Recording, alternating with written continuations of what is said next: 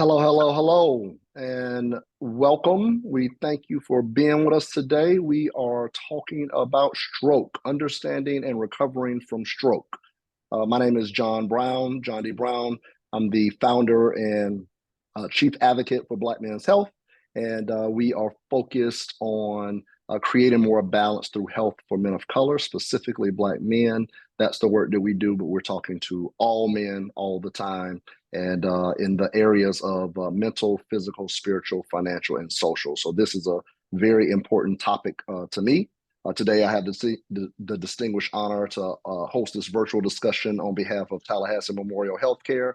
This is our second year at it. We were able to do it last year in person. And again, such a very important subject matter. We wanted to broaden the scope and the reach and host it virtually this year. So again, Tallahassee Memorial Healthcare, the region's only comprehensive stroke center, very important in this discussion. We're here to have this discussion about stroke. May, if you're not aware, May is Stroke Awareness Month. And our goal tonight is to learn more about stroke risk factors and prevention, how to spot a stroke, and the resources available in our community, and in all communities, but definitely we'll be talking about the Tallahassee, Florida community, where I'm based. If you have a loved one, if you ever have a loved one that has a stroke. So before we start, we're going to jump into the panel discussions, and we have an incredible panel here this evening, including Dr. Mena Samaan. Dr. Samaan is an interventional neurologist with Tallahassee Neurological Clinic and TMH. Dr. Samaan is fellowship trained in endovascular neurosurgery and treats patients who have had a stroke as well as complex cerebrovascular disorders. So thank you for being with us, Dr. Samaan. We also have and welcome Mr. Kenneth Ray, Director of Programs for the Center of Black Health and Equity. The Center for Black Health and Equity is a nonprofit organization that facilitates public health programs and services that benefit communities and people of African descent. They do amazing work. So thank you for being here with us today, Mr. Ray. And also joining us is Olayiwola. I hope I did you right on that, Ola. I'm gonna have you correct me if not, sir. Ola is a nurse practitioner for TMH Stroke Center, and also Ms. Sue Kimrey, an occupational therapist who helps stroke patients after they leave the hospital at the Tallahassee Memorial Rehabilitation Center. Both Ola and Sue are key team members in the treatment and recovery for stroke patients at TMH. And we are also honored to have with us today a stroke survivor in Ms. Liz Rotrup, who had a stroke back in February of this year. Liz spent time at TMH before going to a rehab facility in Jacksonville. And after she returned, unfortunately, she fell out of a chair and and she was sent to inpatient rehab at Tallahassee Memorial's Rehabilitation Center, and currently goes to the Tallahassee Memorial Neurological Outpatient Rehab. But we are so glad to have Liz with us today, and we'll hear more from her in just a bit. So jumping in, let's start with the basics here. I'm going to ask you, Dr. Samaan, if you would come off mute, and let's jump in. Tell us about stroke. What happens during a stroke, and how do you identify one? Yeah, thank you for having me, and thank you for talking about stroke. It's a great topic that always I love to talk about. So as we know, there is two types of stroke. There is a ischemic stroke, or when the blood vessel is blocked, and a hemorrhagic stroke, which is basically a bleeding in the brain or a blood vessel burst in the brain. Being able to quickly recognize a stroke sign and symptom is crucial to receive a quick and effective stroke treatment. So we always say, be fast. B stand for balance. Any balance issue or unsteady gait. E stands for eye. Any vision problem or blurry vision, including double vision. Fast, F, facial droop, any facial droop, slurring of speech associated with that. A, arm, so arm weakness or leg weakness. S, speech, again, slurring of speech or problem getting words out. And finally, time. Time is brain. Every second matters. Every second, we lose 2 million of neurons. die. So we can offer time-sensitive medication called the clot buster medication, or TPA, within 4.5 hour window. And we also do a procedure called the thrombectomy, which is basically taking a clot out. It's the same as like a cardiac cath, but it's not, instead of going to the heart and taking the clot from the heart, it's taking clot from the brain. We can offer this is up to 24 hours from the stroke symptoms, but as I said, the time is brain, so sooner the better. And so if there is any doubt, just call 911 immediately. Thank you, Dr. Samaan. So that B fast, thank you for breaking those details down. That fast is important, not just the details of what that acronym means, but also the speed in the sense of somebody recognizing what's going on, as well as being able to take action and get you to a medical center. Of course, being in our area, having a comprehensive stroke center is critical and valuable. So thank you for that detail. Liz, if you would, please tell us, understanding you had a stroke in February, if you could just give us the details of what happened and how did you know you were having a stroke? Yes, sir. I did have a stroke in February, and I did not know I was having a stroke. I knew something was wrong, but never crossed my mind that that was it. But after I came in my living room and I was trying to tell my Alexa to turn on my living room lights. I couldn't get the word out. So I knew then, yeah, something really bad was wrong.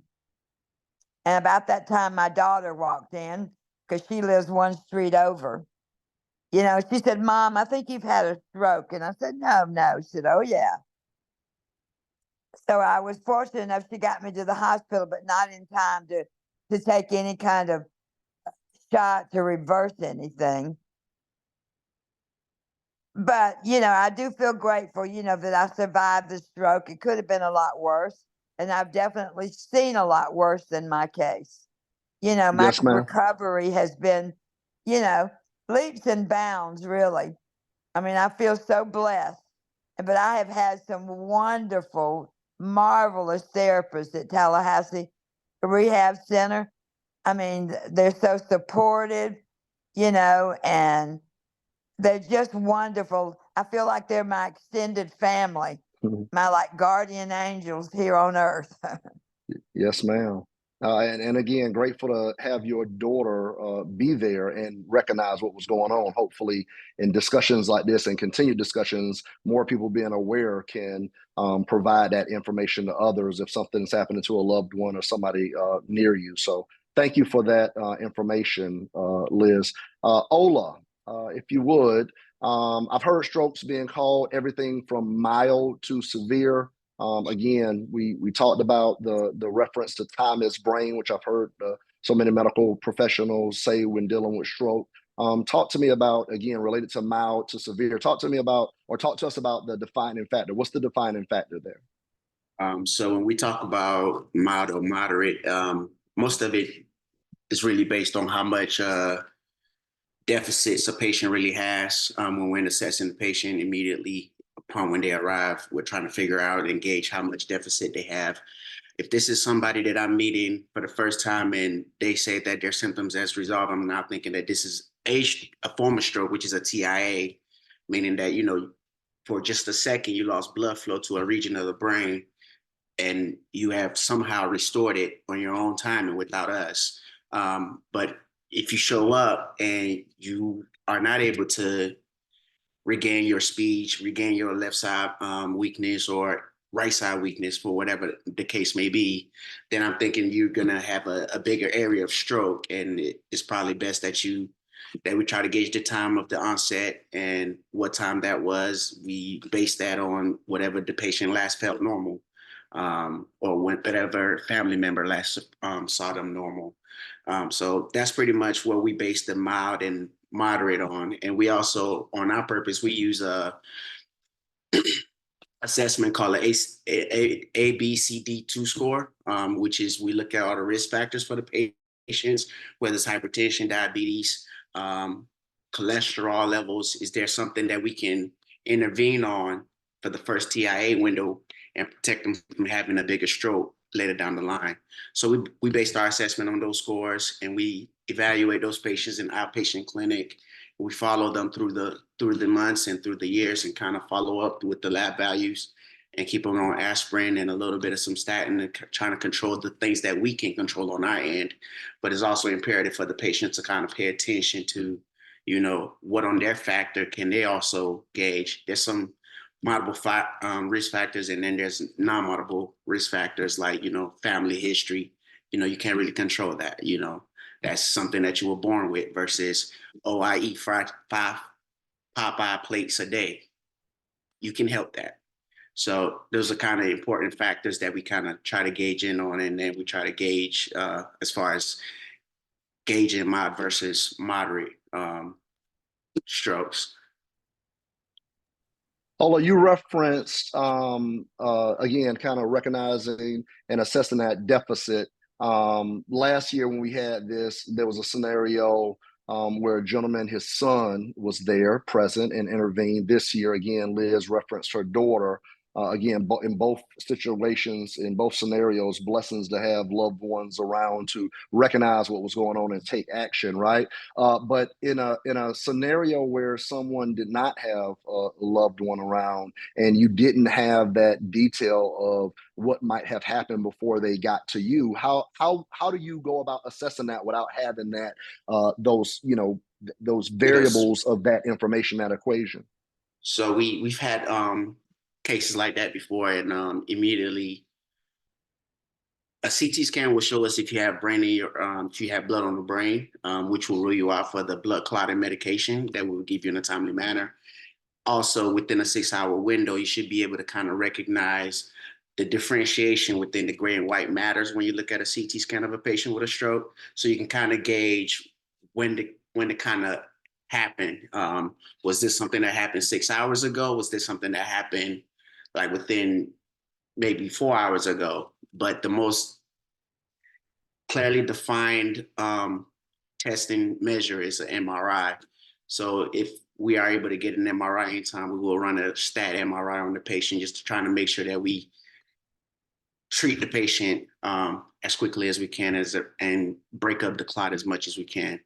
And like Dr. Samaan referenced earlier, if this is somebody who shows up and have a huge artery that's occluded, then of course we know that, you know, and we see a tiny little stroke on the CT scan, we know that the possibility of them losing more neurons within 24 hours is greater. So we will go after such large vessel occlusions.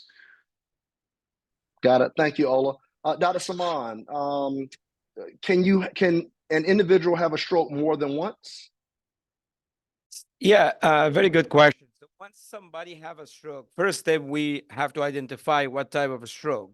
Is it the blockage of the blood vessels, what we call ischemic stroke, or a rupture of the blood vessel, or a hemorrhagic stroke?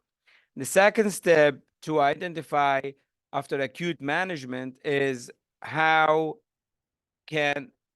what the mechanism of a stroke for better prevention of another one. So for example, like ischemic stroke, or where the clot occluding a blood vessel, identifying where the clot coming from. Is it coming from the heart? Is it coming from the large blood vessels in the neck? Or the large blood vessels coming from the heart itself? Or it's just poorly controlled high blood pressure, or high cholesterol, or diabetes, or risk factor like smoking or obesity. Controlling that can help prevent another ischemic stroke like this. Regarding hemorrhagic stroke, or when there is a blood vessels that burst, or aneurysm or outbouching of the blood vessel, then fixing this with either open surgical treatment, or gluing it from inside with a glue, or for some blood vessels, or sometimes we coil this outbouching from inside, and that helps to prevent another episode of bleeding in the brain, as well as controlling the blood pressure. Thank you, Dr. Samaan. Kenneth, again, we've had some discussions offline, and again, obviously me focused on Black men's health, understanding, unfortunately, when we talk about health disparities related to men and related to African American and related to Black men, we can unfortunately sometimes throw a dart at the board, and we're the first and the worst in so many categories. When it comes to stroke, I know the statistics are there related to Black Americans are just startling, right? We're 50% more than likely to have a stroke than white Americans and have a higher stroke mortality rate than any racial group. Can you talk a little bit about that? Why is that? And also things that we can do to protect ourselves. Yes, and thank you for having me. I want to reiterate what Dr. Samaan said. I mean, think in terms of some of the risk factors and what Ola said about some of the risk factors where your diet is very important. Knowing that you are eating adequate fruits and vegetables, that you're not eating saturated fats or processed meals. Those things are high in salt content and high in saturated fat, and those are real predictors that can lead to heart attacks and strokes and even some cancers. Smoking, any form of tobacco use, whether it be e-cigarette, vaping, normal, regular, original cigarettes, all of that is a stimulant to the system and can clog your arteries and can cause massive strokes. Then you have the sedentary lifestyle. If you live in a community and you don't walk or you don't move your body, you become sedentary. That is one of the major heart attacks and strokes and some cancers, but specifically some strokes. And then not only there's a personal responsibility, but we at the center, we look at the environment that people live in. And so it is true that your zip code determines oftentimes the quality of life that you lead. And we know that in certain zip codes where poverty is the norm, there you will also see high rates of disparity and high rates of illness and disease, known as chronic acute diseases. And then you have stroke being one of the top three diseases that are common in those types of communities. So then with that environment, then you think in terms of, are there walkable and bikeable communities, safe communities from crime? We see crime has been a predictor of stress, and stress is a predictor of stroke. We think in terms of if you work in bars, restaurants, or in work sites where smoking is allowed. Exposure to secondhand smoke is a major predictor to stroke, not only just smoking, but exposure to secondhand smoke. And then if you live in communities, you don't have a major supermarket, and you don't have access to affordable fruits and vegetables, you're more likely to purchase from convenience stores or things of that nature. That is a major predictor of stroke. And so your environment does dictate the quality of life, and if you are at a high risk of strokes, heart attacks, or diseases. A lot of environmental factors there. Kenneth, obviously, if you're older, you might have an opportunity to change some of that.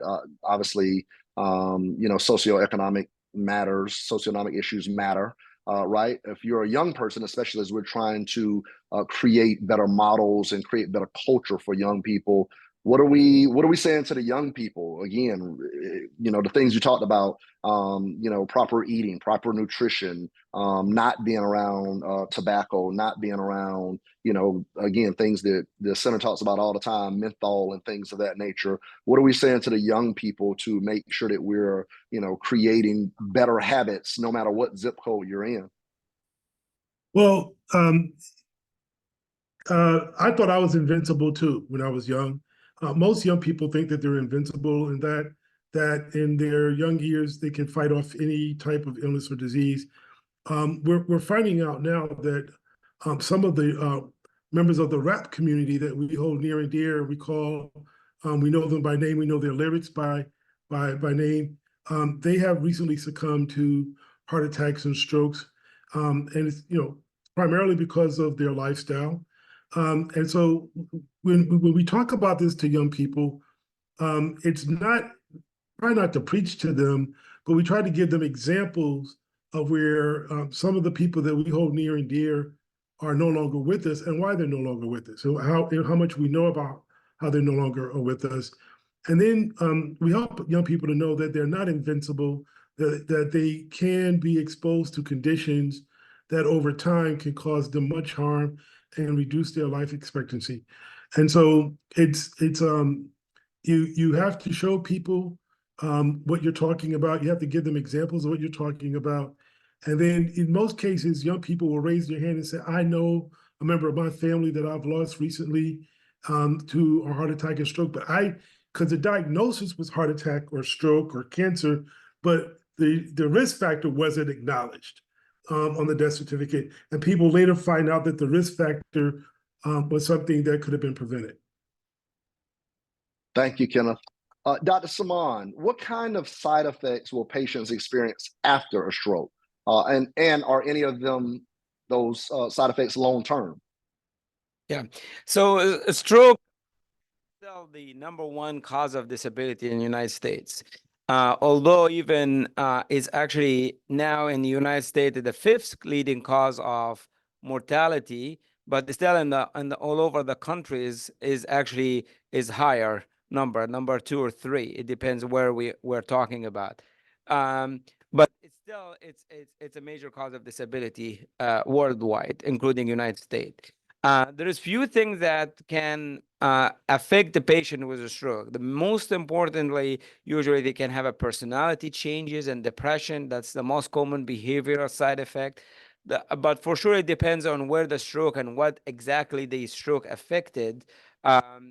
They can have some transient or permanent or numbness in one side of the body, speech abnormality, not able to get the words out, slurring of speech, facial droop.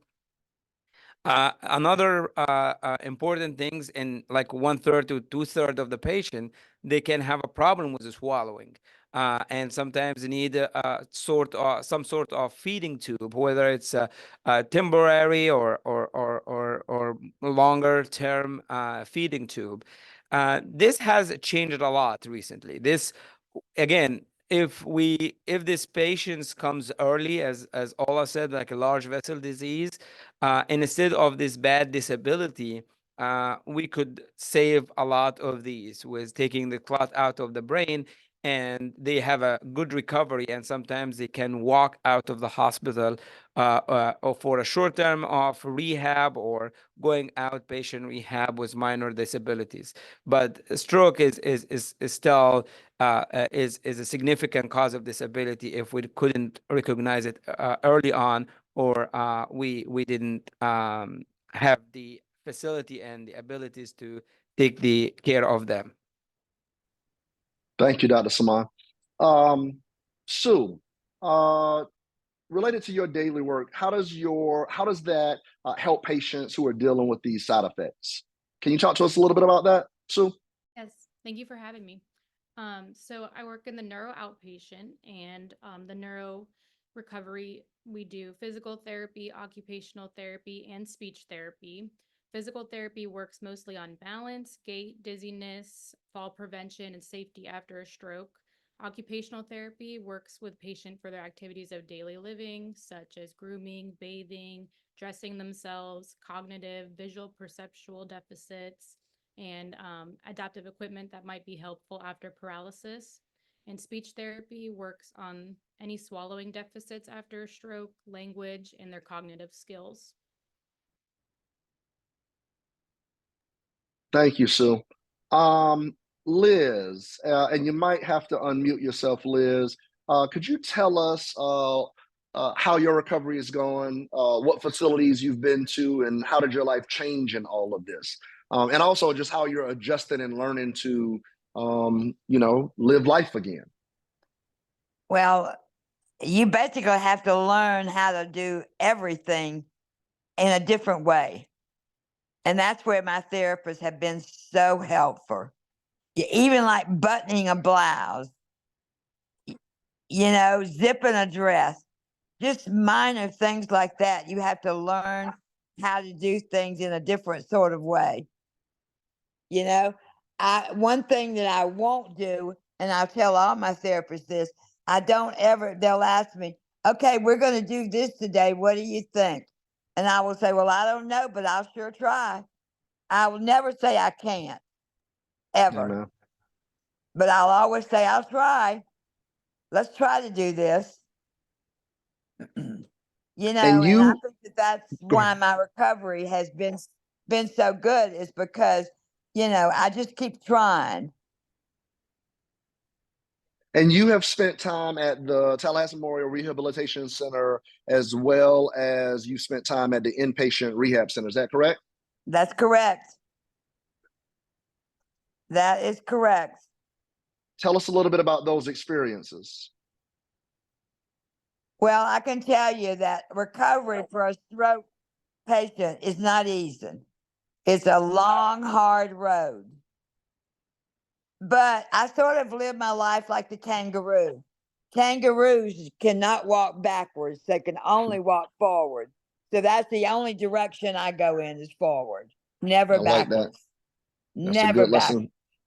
That's a good lesson for all of us, Liz. That's a good lesson for all of us. I understand that you are considering volunteering at some of these facilities. Yes, I am at the one that I'm an outpatient at right now at Tallahassee Memorial.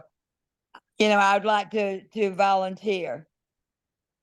I can't go back to work at the moment, so Right. because I'm just learning how to type again.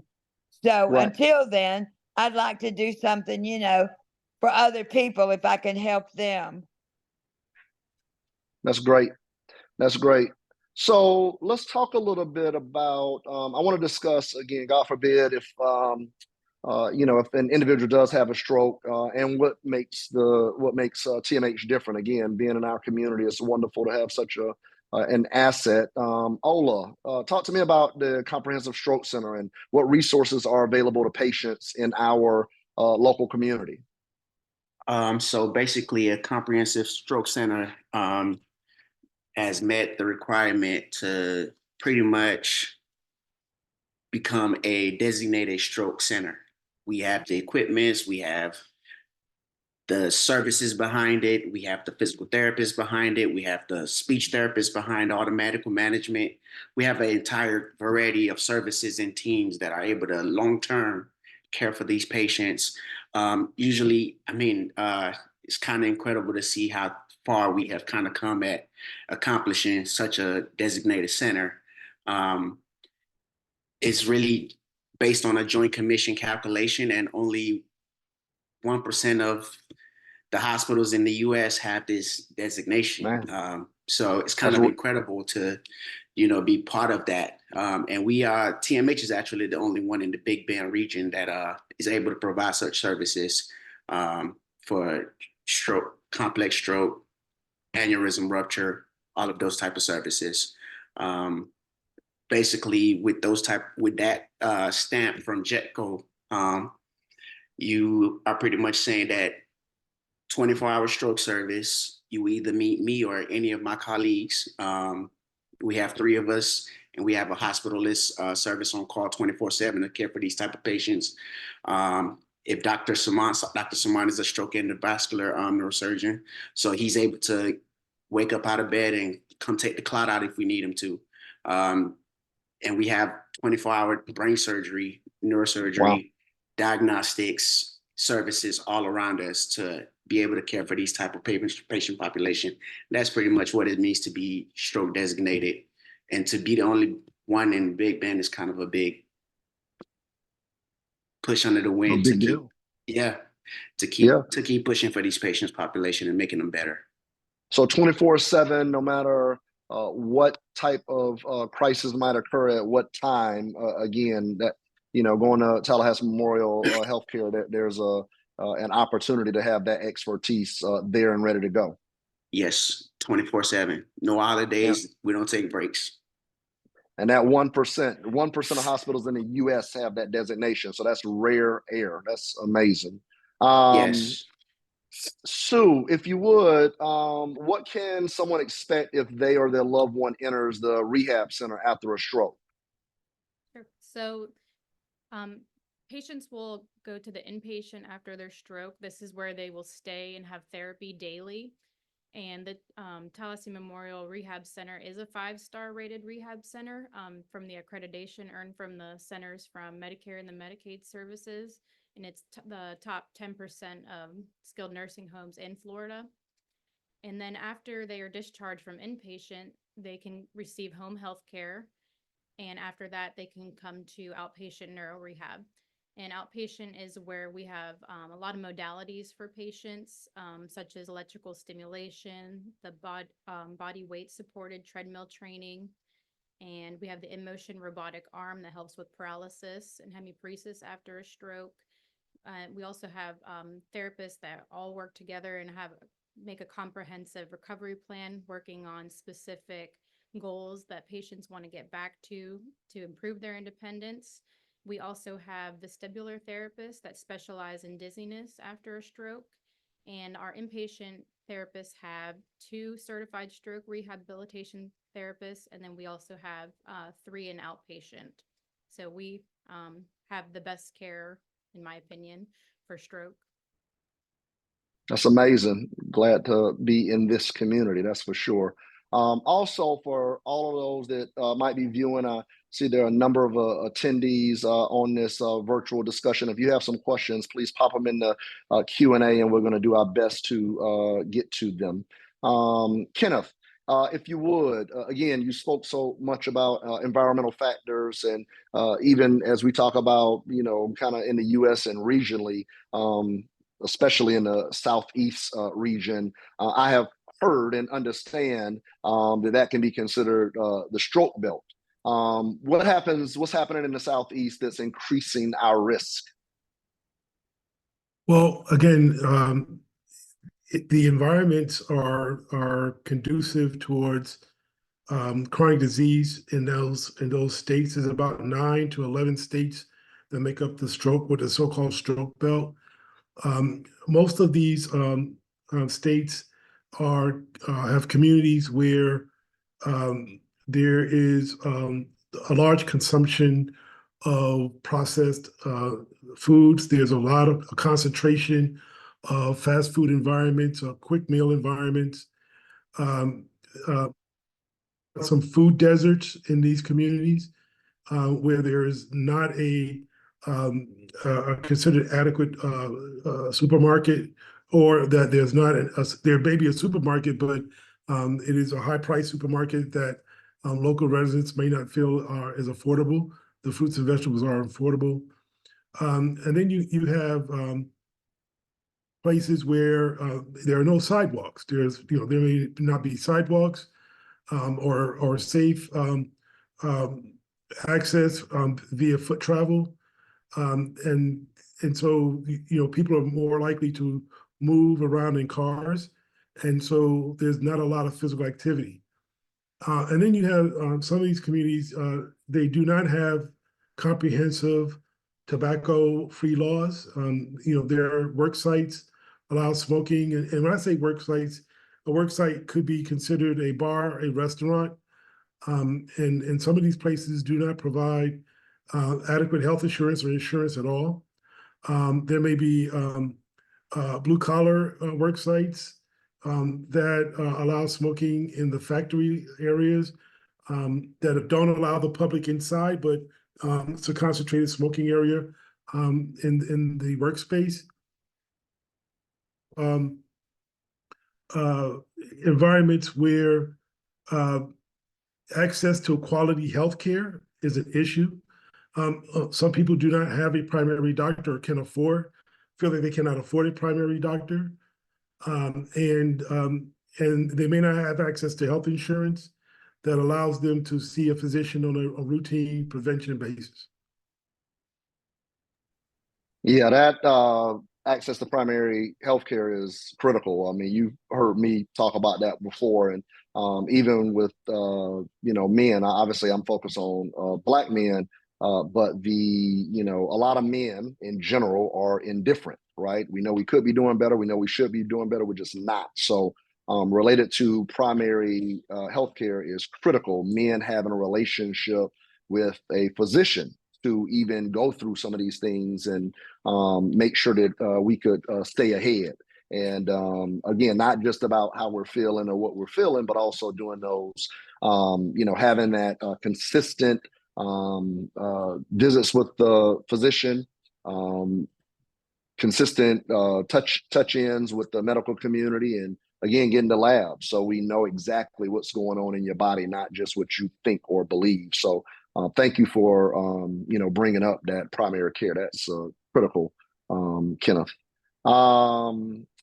Let's see. I know we briefly touched on it, but I want to make sure we address it thoroughly. Stroke prevention. What are things everyone can do to reduce their risk of stroke? And again, Kenneth, I know you've touched on some things. Feel free to dive in deeper, because again, we're talking about prevention specific for communities of color. Dr. Samaan, I know you can answer this more generally in the sense of prevention. But Dr. Samaan, let's start with you, if you could, please. Again, things that we can do to reduce the risk of stroke. Yeah, for sure. As Kenneth mentioned, the high blood pressure, the high cholesterol, the smoking, the obesity, diabetes are all our leading causes of stroke, among like heart disease as well. Very important point he mentioned as well, choosing healthy food and drinks in young age. Like when we teach our kids to choose a healthy food and drinks, not get a lot of fast food, choosing the healthy snacks can help prevent stroke, and having a good lifestyle even from the young childhood, being sure of fresh vegetables and fruits, eating food with low salt that decreasing the blood pressure. Usually what we call or tell our patients, try to Mediterranean food. So basically more of, if you want to eat meat, so maybe fish better than chicken, chicken better than red meat, avoid high processed meat, all the bacons that tasty is not really good for the heart or for the stroke prevention. So keep a healthy weight. That's other important factor. Having an overweight or being obese increase the risk of a stroke. Get regular physical activity. Physical activity can help you stay at a healthy weight and lower your cholesterol, lower your blood pressure. Usually what we recommend, like 30 days, 30 minutes of 3 times moderate physical activity, of just a brisk walking 3 times a week. That's good enough. That prevent you from having a stroke. Don't smoke. Cigarette smoking is greatly increase your chance of having a stroke. If you don't smoke, please don't start. If you do, try to quit, or at least lower the smoking, how much you smoke every day. Alcohol as well is very important. Avoid drinking too much alcohol, which can increase the blood pressure and can cause a stroke. Men should have no more than 2 drinks per day, and women no more than 1 per day. Other than this, also Kenneth mentioned, and you mentioned as well, it's very important to have a primary care doctor, because to control and evaluate for any medical conditions you have. Blood pressure is what we call a silent killer. High blood pressure usually have no symptoms, and to have it checked on regular basis. You can check this at home, in the doctor's office, now in the pharmacy, now in any like supermarkets. If the blood pressure is high, you may need to see a primary care doctor, and or at least change your lifestyle, decrease the sodium to decrease the blood pressure. Sometimes you need to be on a medication. The same thing for the blood sugar and the blood cholesterol. If we don't check them, we will not know if we have these. Very important as well, there's heart disease. If people have abnormal heart rhythm, or what we call atrial fibrillation or irregular heartbeats, that's something that needs to be evaluated by your primary care doctor, sometimes with a cardiology, with a monitor of the heart. If you take medication, take the medication regularly. Don't stop the medication. Never stop without first talking to your doctor. No, I have side effect of this. Oh, no, I don't like this medication. Talk with your doctor. Don't stop medication without telling your doctor what the alternative, if there is an alternative for whatever the blood pressure or blood sugar or blood cholesterol. Yeah, having that relationship, Dr. Samaan, is critical. You're right. Not just, hey, this isn't working, I have a side effect, and I'm just going to stop. Having that relationship where you can check back in again on this health journey with your medical professional and saying, this isn't working, I need something different, and figuring that out together. That is critical. Kenneth, again, I know you've touched on some things already, but anything else that you might want to touch on just about, again, things that everyone can do to reduce their risk of stroke? Yes, and I think Dr. Samaan was saying all those things because all those things are doable and can reduce your life expectancy. There's a couple other things that I recommend and the center recommends where we work with communities to fight for themselves around these systems that are perpetuating illness and diseases in poor and Black communities.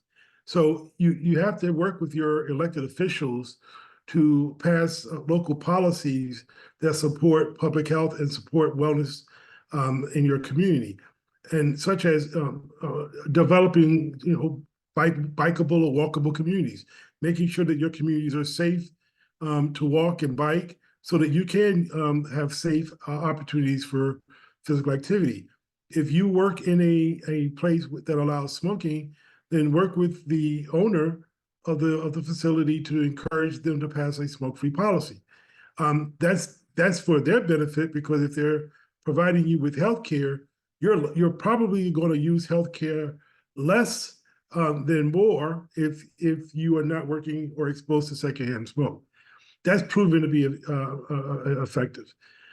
If you are in a food desert, working with your elected officials to bring in affordable supermarkets so that you can have access to affordable fruits and vegetables, and city of fast food environments in your community. There's a real demarcation when a community is inundated with fast food environments, liquor stores, convenience stores, where those are the primary sources of a meal. And oftentimes those communities change to a more healthy community when there is gentrification. And no, it normally doesn't happen until gentrification happens. But we want communities to fight for themselves, to have access to a healthy environment and a healthy zip code that, prior to anything such as gentrification. So you may have to be an advocate for yourself and others in those communities that are experiencing those types of conditions. Good word. Thank you, Kenneth. Advocacy is critical. Like you said, not only self-advocacy, but community advocacy. So, and again, obviously, the more information is the better. Speaking about that policy, even when some things are already on track, there might be opportunities to kind of leverage and hop on that. So in Florida, there's already some, trail communities and things of that nature. So when you talk about having walkable areas and bikeable areas, there might be some things you can already overlay on some existing things that are already moving. So thank you for that information, Kenneth. I know we have some questions. I know one of them, I will see if we can, there's a reference, and if anybody can answer this, Dr. Samaan or Sue or Ola, it speaks about eye stroke. It says, can anybody talk about eye stroke? They suddenly lost vision in their right eye when they woke up one morning in March, and and they say they were advised to go to the emergency room at TMH. So just trying to see if anybody can speak to eye stroke.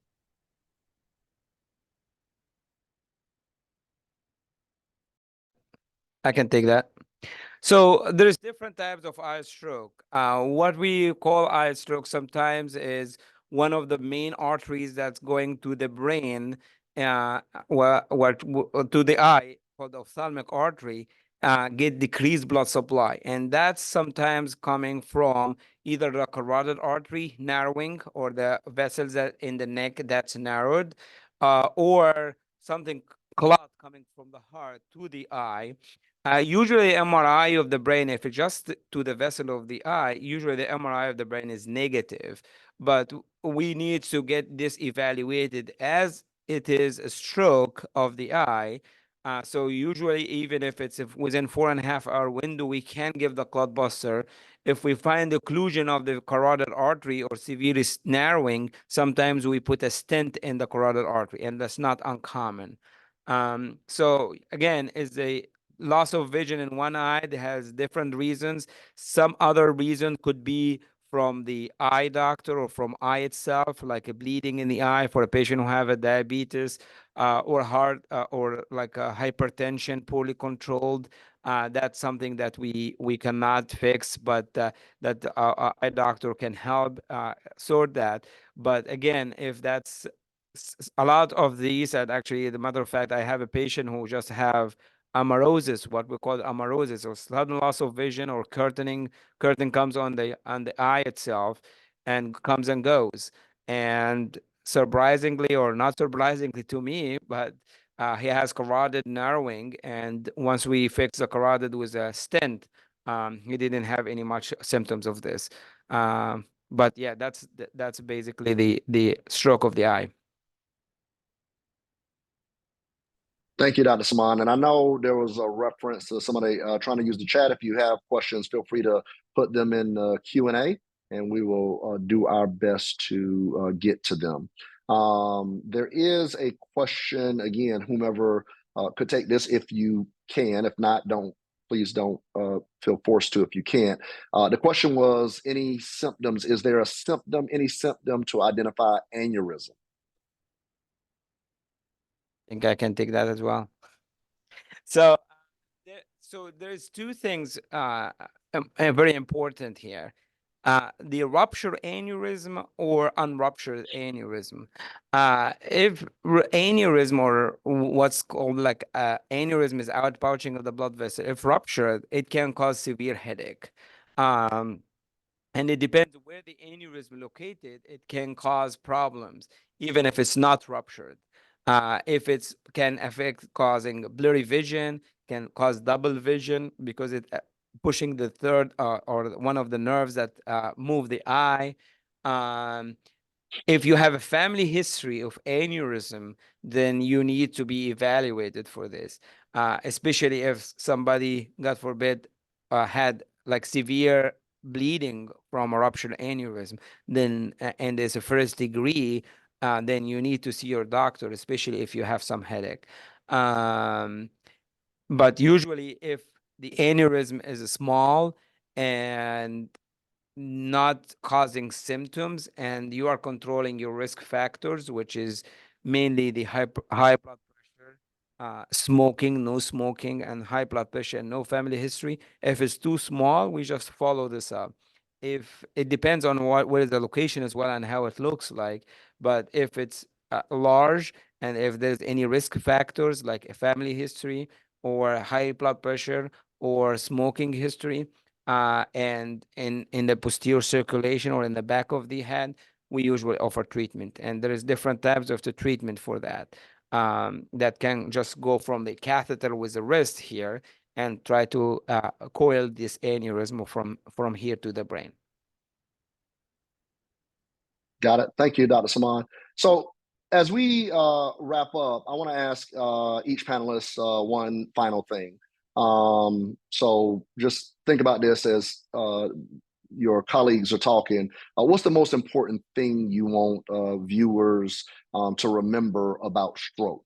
So, Dr. Samaan, let's end with you since you just gave us some great information. Kenneth, we'll go in this order. Kenneth, Ola, Sue, and yeah, we'll go in that order. So, Kenneth, let's start with you, sir. I believe that we have to fight off fatalism. We have to fight off that we're going to die of something anyway mentality. And just like the young lady who had experienced a stroke, she has a positive outlook on life, and you must maintain a positive outlook on life, but you also must believe that you can prevent harm to yourself if you follow the recommendations of a physician. And so recognize that you don't have to suffer some of these conditions, recognizing what your family history may be, but that you can prevent them and live a quality lifestyle in preventing them. Thank you, Kenneth. And you referenced that earlier. I think Dr. Samaan did also, just that knowledge of family history is critical, right? Because that could change everything, right? If something's going on one side of your family or something going on the other side of your family or both, that could definitely move time up. It could be critical in the sense of moving time up. Those markers for time and age, it could be moving up depending on the information you have. So thank you for that. Let's say Ola, if you would. And I tell you, Ola, I got a special question for you. Especially, we talked about, as Kenneth referenced, people having lifestyles that might not be, moving as much and things of that nature. Obviously, talking about stroke, this is not an old man's, thing, right? Or old people's thing. This can happen at younger ages, as Kenneth referenced. So I'm not saying you're a young man, but you're a younger than me man. So, just for, again, your colleagues, your peers, what are your thoughts, again, as you answer this question, making sure that they're aware, making sure that we're changing culture? Clearly, the goal is to live longer and be an older person at some point. So make sure you weave that into your answer, if you would, Ola. I think if we're going to take anything away from this discussion tonight is to first of all, this platform was built on, Black medicine and being Black in the community and trying to prevent what kills Black men the most. I think as far as Black men goes, I've been in this type of environment for since 2019. I've been a nurse practitioner working with both neurosurgeries as well as Dr. Samaan since he's joined the team. And doing just stroke service for the community. I think I've seen a handful of African-American men who would tell me, they haven't seen a doctor since they met me. And these are people who are 45, 50, 60, or, so I think to take away from this conversation tonight is, like Kenneth referenced earlier, let's wake up. Let's get out of that mentality that we can't prevent some of this stuff from happening to us. Let's wake up that we can create those and foster those relationships that put us in a better health environment. Or let's wake up and do something about our environment. Maybe grow a garden, grow your own product. Less pesticides, more of whatever you want versus more of what they're growing out there and serving us. So pay attention. Even if you're just in Publix and you just randomly decided, hey, I haven't gotten on a scale in a long time. Jump on it. See how much you really weigh. And then go on the internet and calculate your BMI. And is that appropriate for your age? Obesity is one of the key things that was mentioned tonight. Then work towards that. I watched my father, while I was doing all my schooling stuff, I would just look at my dad and just say, man, he's just old and just living his ways. But my dad is understanding some of these concepts, understanding that he has sleep apnea. And I make him check in with a pulmonologist. I have one of the best pulmonologists on the team, making sure that he checks in with his PCP, make sure that he's doing his hypertension checks at home, making sure he's keeping tracks. He texts me every day, every morning. Hey, this is how it looks, and I got him on a regimen now. My dad has significantly shifted his diet. I've watched him lost over 60 pounds within the last year. So he's just significantly decreased his risk factor just by the things that he can control and the things that he wants to control. He didn't look at me like, oh, my son is just full of whatever, he's just gonna do what he's gonna do for the rest of his life. He's gonna be fun. He's gonna have fun at it. He listened. He took care of himself, and now he's in a better situation than he was a year ago. And his doctors compliment him on that. Matter of fact, his follow-up times have now decreased times 2, because he's not at that level, that close measure where he has to be followed that closely anymore. So, Black man, pay attention, take heed, wake up, follow up. Even if you don't have the money to see a primary care physician, if you have a family member who is a healthcare team member that you can ask some specific questions about, how do I do this? How do I improve in this? Ask those questions, put them out there. I'm pretty sure if they don't know, somebody else has that same question that does have the answers to it. We're out here to help each other.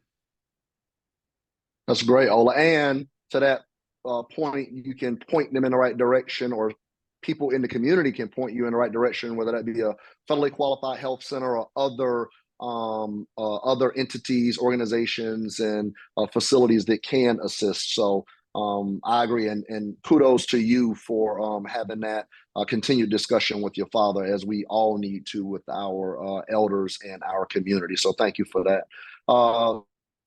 Sue, give us your take, if you would, in closing, please. Most important thing I want viewers to know is that every stroke looks different on each patient, depending on which parts of the brain was affected. Because I have a lot of patients that are always comparing themselves to others, and whenever they see somebody else, that's working on something differently, they're kind of questioning, or they're kind of realizing, wow, I'm doing pretty well compared to somebody else. So just have patience with yourself when you're going through your recovery. It takes time, and like Liz said earlier, just keep trying, because that's what matters, and stick with your therapy.